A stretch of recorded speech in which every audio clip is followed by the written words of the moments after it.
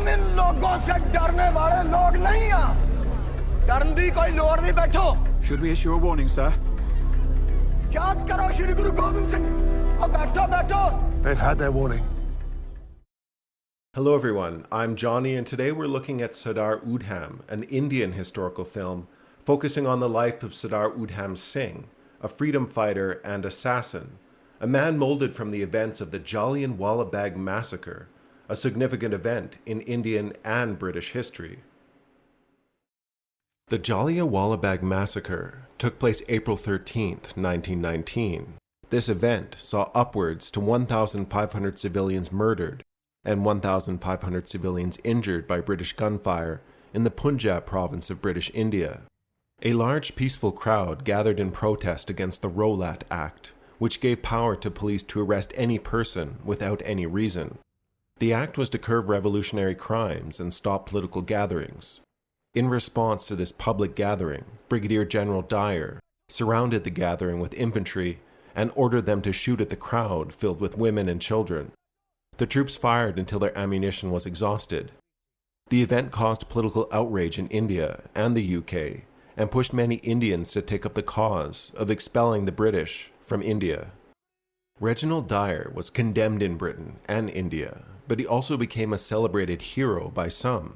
The conservative Morning Post defended him in an article titled, "The Man Who Saved India."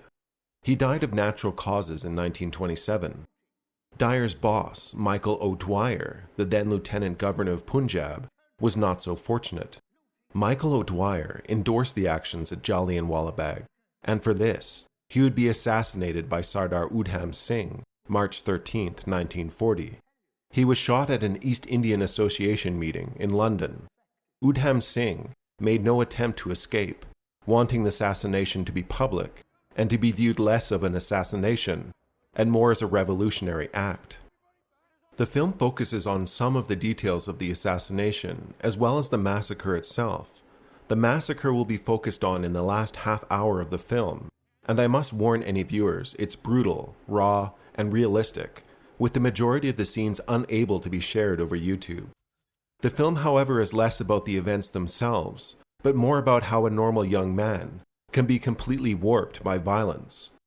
The movie starts out as the slowest of slow burns. There are few lines, just a quiet man on a long mission traveling from India to the UK, looking for revenge, or for some way to advance the cause of his people. You almost don't like Sardar Udham Singh for the first hour of the film, until his character and tragic story is brought to light towards the second half. The film is not at all what you might anticipate from an Indian film. A slow, serious production throughout, no melodrama, little to no romance besides a few flashbacks. The film travels back and forth through time constantly, but it moves slow enough that it shouldn't be confusing. You'll learn about the Hindustan Socialist Republic Association, of which Udham Singh was part of, and how the Indian independence movement was a complicated matter. The Indian independence movement looked different in every corner of India and at different times, particularly during World War I and World War II. The movement was constantly evolving. Overall, the movie is highly acclaimed, acting is excellent, even from the British cast. Most Asian films are notorious for discount Western actors, but not here. The film also gets props for telling the brutal facts without overly demonizing British society. Frequently, the film distinguishes British colonialism as the instigator of violence over British society. The director no doubt wanted the film to be appreciated by British audiences as well. The movie overall isn't going to be for everyone. It's beautifully shot, but very slow. But the character development and powerful climatic scenes should be well worth it. The film is also one of the best opportunities to learn about the event of the Jallianwala Bagh massacre, even if it's hard to pronounce. A hugely important event in the history of colonial rule, which should be as important to the British as it is to the Indians. Alright, I'm Johnny. Thanks for watching. Do check out Sardar Udham if you can handle a slow and depressing movie, but one that pays off by providing some powerful historical perspective. Like and subscribe if you want to support the channel, and we will see you next time.